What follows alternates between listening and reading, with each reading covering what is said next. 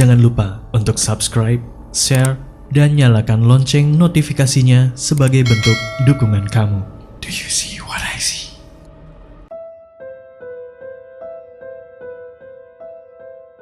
Assalamualaikum warahmatullahi wabarakatuh. Hai, perkenalkan nama saya Dian. Ini cerita kedua saya.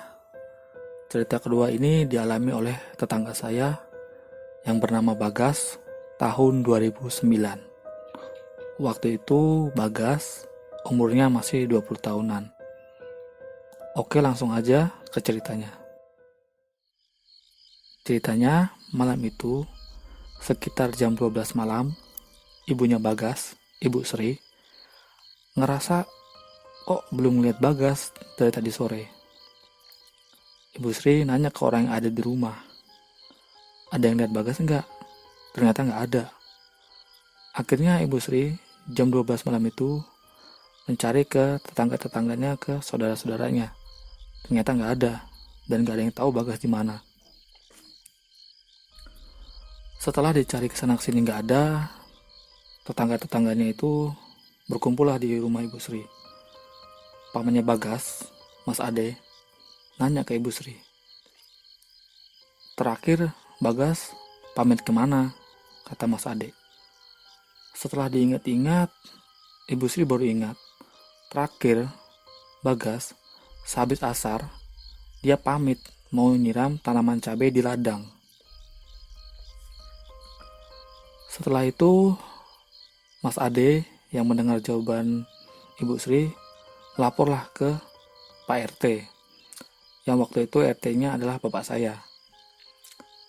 Setelah lapor, dicarilah ke ladang dengan beberapa orang, termasuk bapak saya juga. Ternyata di ladang yang ada cuma sepedanya aja, nggak ada orangnya.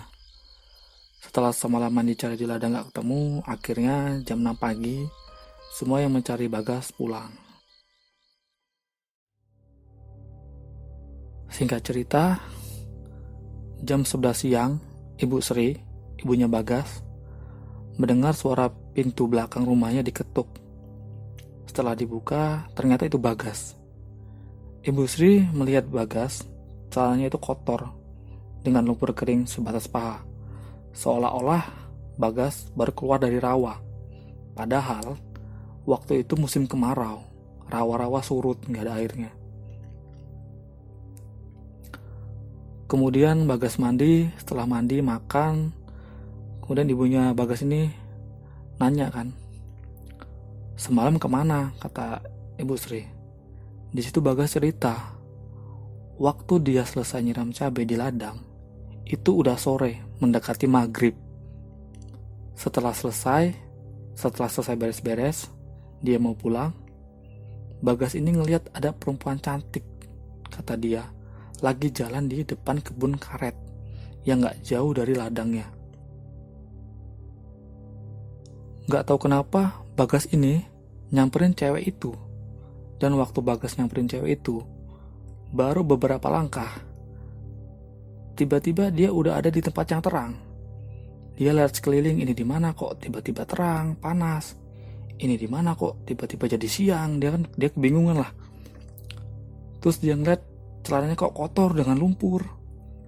Setelah dia lihat sekeliling lagi, dia baru sadar kalau dia ada di sebuah jalan di ladang, tapi di desa tetangga. Yang kalau jalan kaki dari rumahnya itu 1 jam perjalanan kira-kira. Setelah dia sepenuhnya sadar, dia lihat lagi sekeliling gak ada orang. Akhirnya dia pulang jalan kaki dengan celana yang kotor. Karena waktu itu musim kemarau, di ladang gak ada air. Setelah sampai rumah, Bagas lihat jam, dia bingung. Kok udah jam 11 siang? Setelah mandi, makan, dia menceritakan cerita tadi ke ibunya. Oke, itu aja cerita saya kali ini. Maaf kalau nggak serem, karena memang kejadiannya cuma seperti itu. Sebenarnya masih banyak ya cerita yang lain, cuma nanti aja ya. Oke, terima kasih. Wassalamualaikum warahmatullahi wabarakatuh.